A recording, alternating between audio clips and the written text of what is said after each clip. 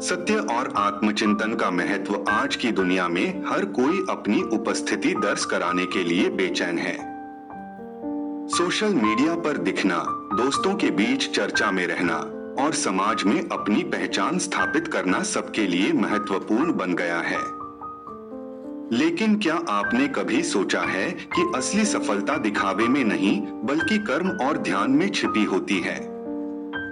भगवद गीता में भगवान श्री कृष्ण ने भी कहा है, योगः कर्मसु कौशलम, अर्थात योग का अर्थ है कर्म में कुशलता। ध्यान और साधना के माध्यम से सफलता गायब हो जाने का मतलब है अपनी ऊर्जा और समय को उन चीजों पर केंद्रित करना जो आपके जीवन को सार्थक और बेहतर बनाए। हमारी असफलता का बड़ा कारण यह है कि हम भीड़ का हिस्सा बने रहना पसंद करते हैं। जो लोग अपने लक्ष्य की ओर ध्यान केंद्रित करते हैं, वे न केवल अपनी पहचान बनाते हैं बल्कि समाज के लिए एक उदाहरण भी प्रस्तुत करते हैं। एकांत में ध्यान और साधना करना, जैसा कि हमारे ऋषि मुनि करते थे, आत्मचिंतन और आत्म सुधार का सबसे अच्छा तरीका है। गायब होने का अर्थ है बाहरी विकर्षणों से दूर होकर अपनी आंतरिक शक्ति को पहचानना।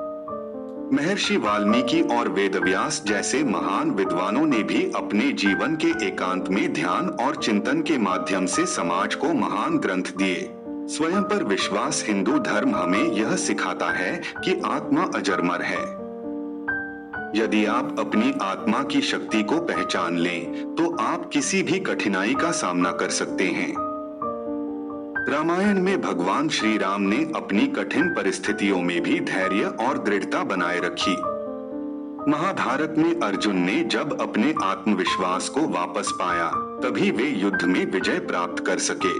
प्रेरणा और आत्म सुधार अपने जीवन में नई योग्यताएं और कौशल विकसित करें। भगवान शिव को तपस्या का प्रतीक माना जाता है, जो हमें यह सिखाते हैं कि आत्म सुधार के लिए ध्यान और एकाग्रता आवश्यक है।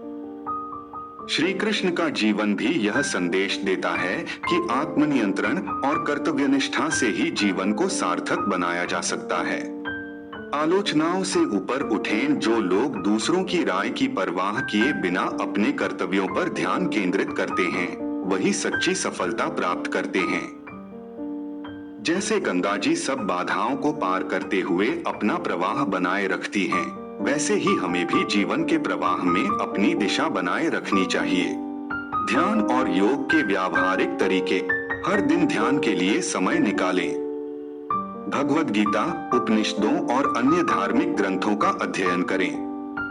सकारात्मक सोच विकसित करें और दूसरों की आलोचनाओं को अपने आत्मविश्वास को कमजोर न करने दें। अपने जीवन में छोटे छोटे लक्ष्य तय करें और उन्हें पूरा करें।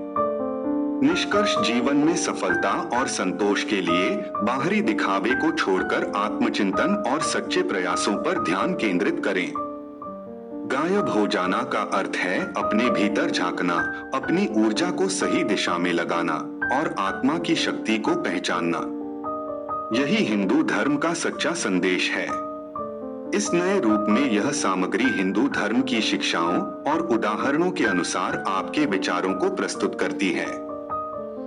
यदि कोई और विशेष बदलाव चाहिए तो कृपया बताएं।